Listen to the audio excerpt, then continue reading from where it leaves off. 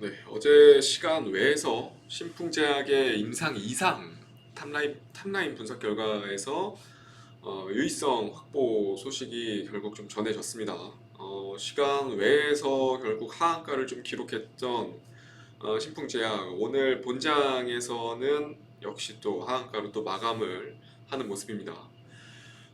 그 외에 현재 임상 진행 중인 코로나 치료제 관련주들의 이제 좀 분위기들도 상당히 좀 좋지 않았고요.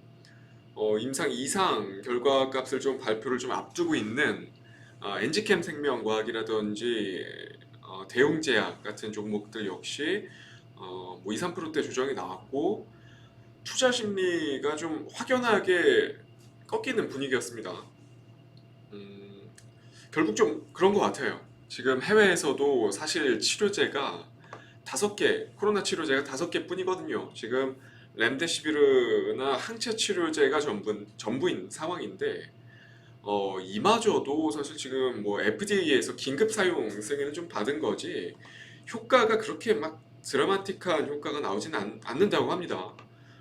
지금 이 관련 기업들 보면 길리어드라든지 일라이릴리 같이 정말 바이러스 치료제에 있어서 글로벌 빅파마로 좀 세계적으로 좀 인정을 받고 있는 기업들만이 FDA에서 지금 허가를 받은 상황입니다.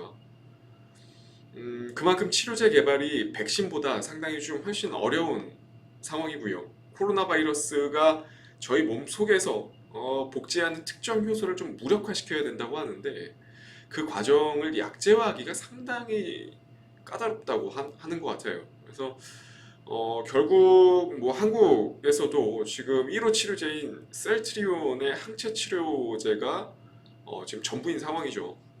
전부인 상황인데 얼마 전에 델타 변이에 대해 있어서는 사실 중화 능력이 좀 현저하게 떨어진다는 좀 뉴스가 나오면서 셀트리온의 주가 역시 지금 상당히 지지부진한 흐름을 좀 보여주고 있는 그런 상황입니다.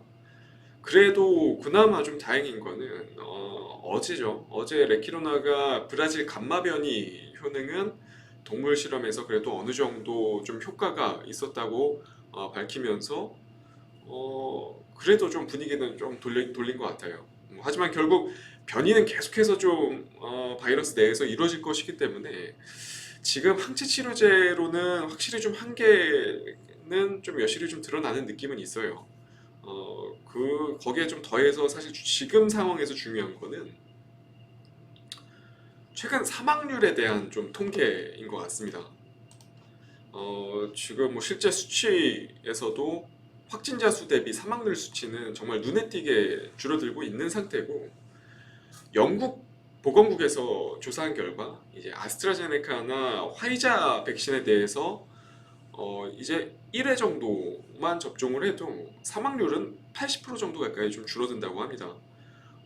만약에 그렇게 된다면 예정된 2회분까지 다 접종을 하게 되면 사실상 사망률은 90% 이상 현저하게 좀 줄어들 걸로 예상을 할 수 있을 것 같고요. 정말 만약에 그렇게 된다면 기저질환을 좀 보유하고 있지 않은 환자 같은 경우는 지금 현재 시중에서 사용되고 있는 치료제 정도만으로도 어느 정도 좀 커버가 된다는 게 인지가 될 수 있을 것 같아요. 이러한 좀 통계적 수치가 지금 계속해서 좀 보고가 되고 있기 때문에 국내에서도 지금 어, 치료제 후속 임상을 포기하는 기업들이 계속해서 좀 생겨나는 거를 보실 수가 있는 거고요. 뭐 예를 들어서 녹십자라든지 중해제약이라든지 그 외에 진행 중인 기업들도 지금 일상이나 이상을 실패하고 나면 결국 포기 수순으로 가는 기업들이 대부분이지 않을까. 저는 개인적으로 좀 그렇게 생각을 합니다. 그렇기 때문에 정말 지금 관련주들을 투자하고 있으신 분들이라면 그런 부분들 좀 염두해서 대응을 할 필요는 있을 것 같아요. 네. 그런 부분들을 좀 생각을 해주시고요. 그럼 준비해온 관련주들을 같이 좀 보겠습니다. 먼저 오늘 하한가를 벗어나지 못하고 마감한 신풍제약입니다. 일단 이상 탑라인 결과를 보면 안정성은 확보가 됐는데 대조군 대비 투약군에 있어서 통계적으로 큰 차이가 없었다고 합니다. 그래서 유의성 확보 실패 결과가 결국 나온 상태고, 기업 측에서는 지금 인원을 그러니까 임상 인원을 더욱 늘려서 삼상 시험을 다시 좀 도전하겠다는 건데, 사실상 중증에 대한 부분은 포기를 한 걸로 보이고, 무증상 전파 감염 억제 정도 또는 이 조기 치료제 정도의 허가를 받겠다는 뉘앙스로 지금 해석을 해볼 수 있을 것 같습니다. 기업 입장에서는 뭐 블록딜을 통해서 자금은 이미 좀 충분히 삼상에 대한 자금은 충분히 좀 확보가 된 상태이기 때문에 이 삼상 진행에 있어서는 사실 큰 문제는 없을 걸로 보여져요. 저는.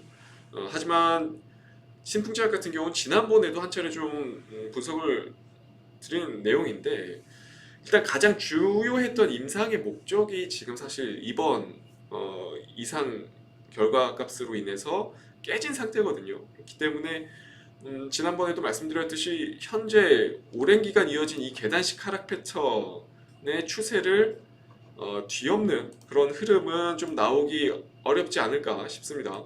지금 이미 뭐 추세적인 부분들은 완전히 지금 무너진 상태이기 때문에 여기서 추세를 되돌리는 흐름이 나오기는 정말 어려울 거라고 보여져요. 물론 삼상 지금 이제 앞으로 향후 진행될 삼상에 있어서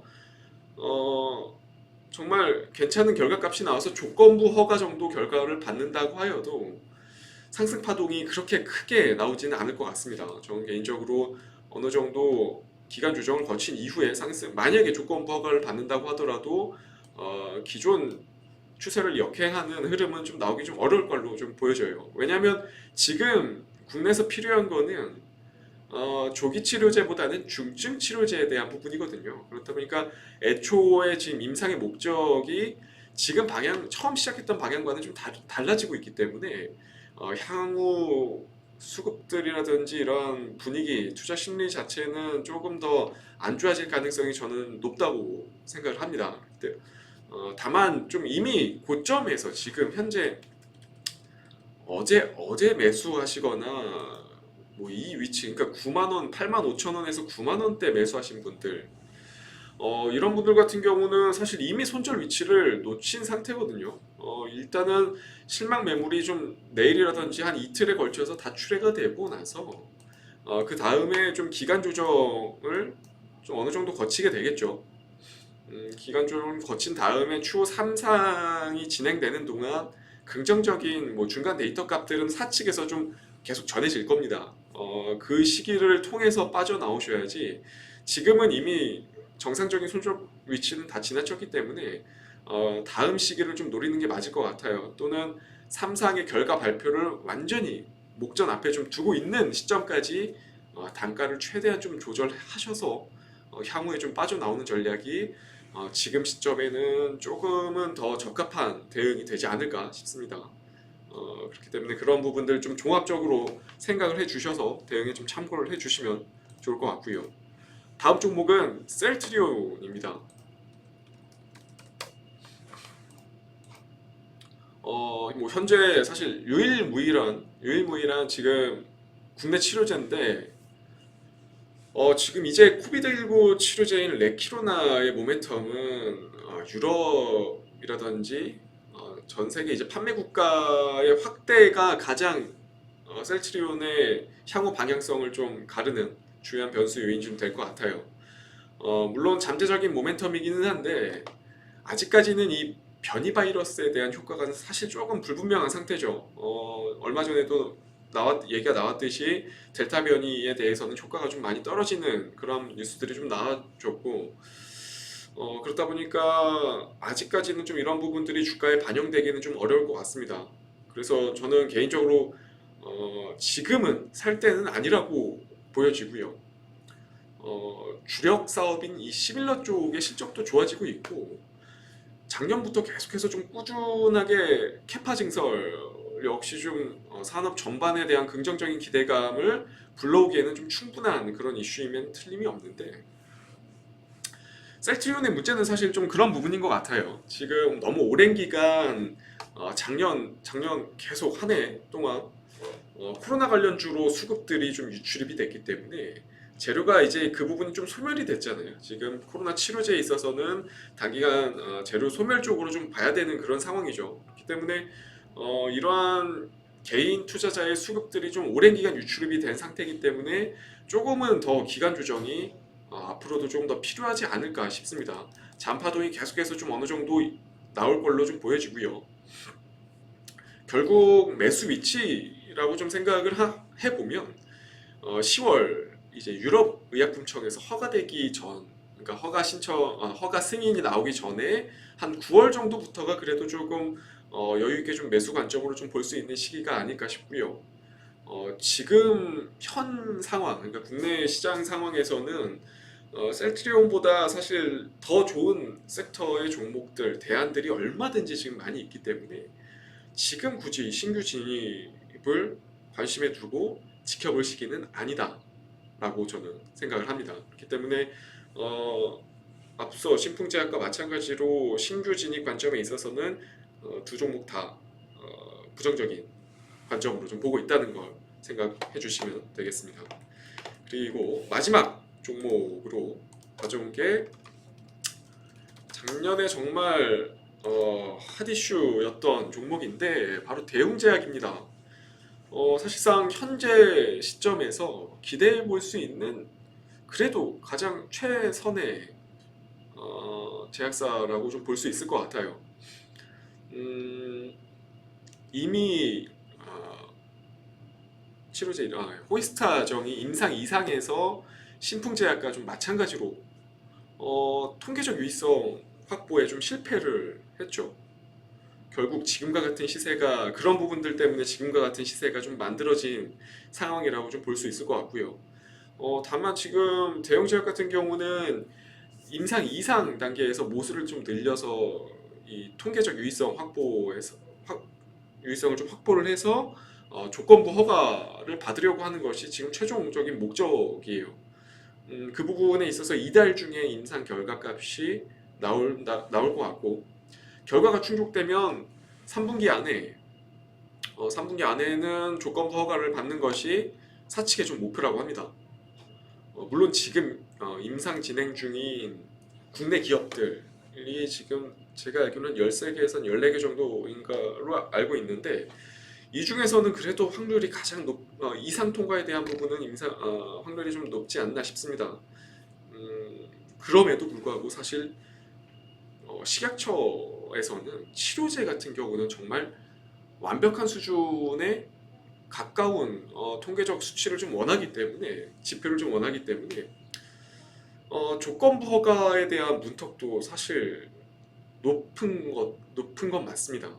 그렇기 때문에 정말 그 부분을 통과한 셀트리온이 정말 단기간에 좀 통과한 셀트리온이 대단하다고 좀 볼 수밖에 없는 사실이고요. 물론 그 외 제약사들도 완전히 확률이 없는 건 아니지만 지금까지 통계로만 놓고 봤을 때는 계속해서 좀 그 외 기업들이 좀 실패를 하고 있다 보니까 문턱에 대한 부분이 상당히 좀 높은 것을 이제 좀 깨닫게 되는 것 같아요. 이러한 부분을 토대로 사실 생각을 좀 종합적으로 정리를 해보면 지금 위치에서 베팅을 하기에는 다소 리스크가 좀 크지 않나 싶습니다. 지금 치료제 임상 쪽에 엮인 종목들은 그만큼 좀 신중을 기해야 될 시점이라고 좀 생각을 해요. 그렇기 때문에 저는 대웅제약 같은 경우도 앞서 분석드린 셀트리온과 신풍제약과 마찬가지 의견입니다. 지금은 신규 진입 또는 보유하고 계신 투자자분들이라도 조금 부정적 관점, 그러니까 안 좋은 뉴스를 계속해서 좀 먼저 생각하고 접근을 하셔야지 지금 계속해서 좋은 쪽만 생각하면 끝도 없거든요. 그렇기 때문에 지금은 좋은 쪽보다는 안 좋은 쪽을 먼저 생각하고 리스크 관리를 해야 될 위치가 아닌가 싶습니다. 결론적으로 지금 준비한 세 종목 신풍제약, 셀트리온, 대웅제약 모두 긍정적인 관점을 드리지는 못했습니다. 그만큼 임상에 대한 결과값이 지금 정말 코앞으로 다가온 현 시점에서는 기대감이 대부분 반영이 어느 정도 되어져 있는 상태고 이제는 임상 결과에 따라 엄청난 리스크가 주어질 수밖에는 없는 그런 상황이기 때문에 저는 조금은 조심을 해야 되는 위치라고 생각을 했고 그런 부분 때문에 오늘과 같은 관점에서 좀 안내를 드렸습니다. 보유 중이시거나 좀 신규 접근을 바라보시는 지금 계속해서 좀 바라보시는 분들 같은 경우는 제가 오늘 좀 설명드린 내용들을 잘 생각하셔서 좀 참고를 해주시고요. 앞으로도 좀 대응에 신중을 기하셔야 될 것 같습니다. 오늘 분석드린 종목들이 전부가 아닙니다. 이 외에도 코로나 치료제, 그러니까 국내에서 코로나 치료제 개발 중인 기업들이 상당히 좀 많습니다. 관련 종목들 마찬가지고요. 마찬가지 의견입니다. 크게 다르지 않기 때문에 그런 부분들을 좀 참고하셔서 전반적인 대응에 도움이 되셨으면 좋겠습니다. 네. 이렇게 오늘 영상은 여기서 마치도록 하겠습니다. 감사합니다.